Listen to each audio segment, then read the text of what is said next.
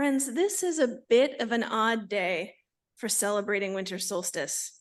We are certainly experiencing the changes in light, but it feels a bit more like spring than winter out there, doesn't it? Earlier this week, ice pelted me and the dog when we tried to go for a walk, and so we turned right around and said, no, thank you.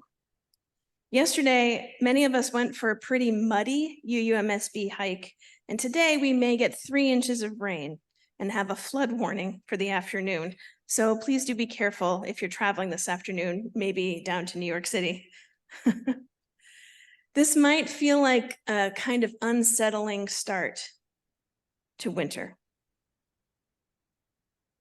Last week, we talked about the importance of rest.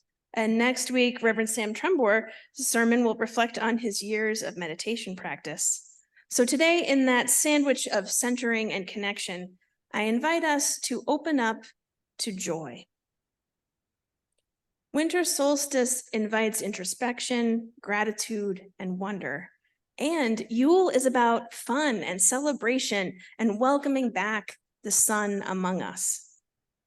Winter solstice and Yule are parts of thousands of years of tradition, of the people who were so committed that they hauled enormous rocks from faraway rivers up hills to make seasonal ritual space, who sang and danced to welcome the winter and the return of light, to honor the traditions that have been used by Christianity and the secular world in everything from Yule logs to evergreens, mistletoe, holly, and ivy. On Yule, our pagan friends sometimes stay up all night eating and having fun so that they can welcome up the sun at dawn as the year turns and the days again grow longer. In the midst of all that we may be holding, from worry about the climate, violence, war, or personal stresses and grief, the power of human connection and joy can seem far away.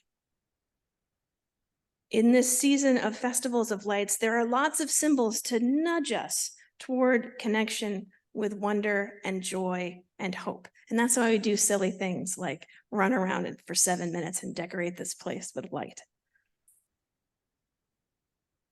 We bring greens inside. We put lights everywhere. We sing carols, which what does carol mean? Anybody know? It's a song of joy. And bake celebratory foods. In symbol and in deed, Yule reminds us that in a time when we might be vulnerable to weather, hunger, cold, and more, that we can share of ourselves and what we have in community. We are creatures of this earth. We are connected to all that is, was, and will be.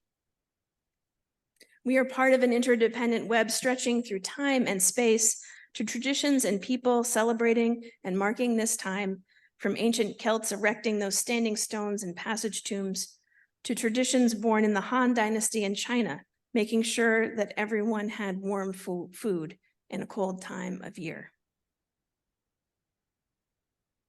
On solstice, through ritual and attention, we connect more deeply with the cycles that will continue whether we are present to them or not.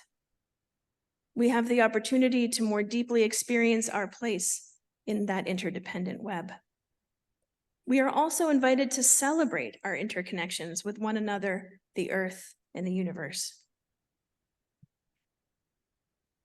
The hymn that we opened with this morning is one of my favorites for that. It's one of my favorites anyway, but it's one of my favorites for that.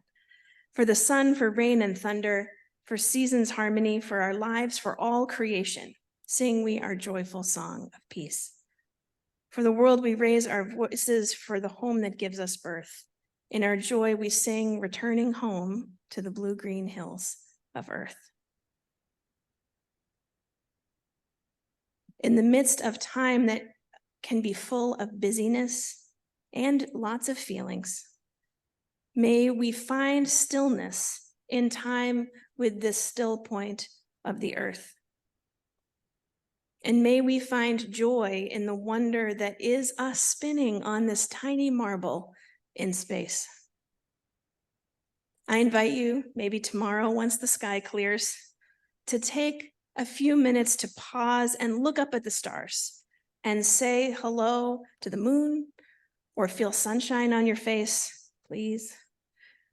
Pause and center yourself in your body and maybe call out, "Welcome, Yule." Great job. So may it be.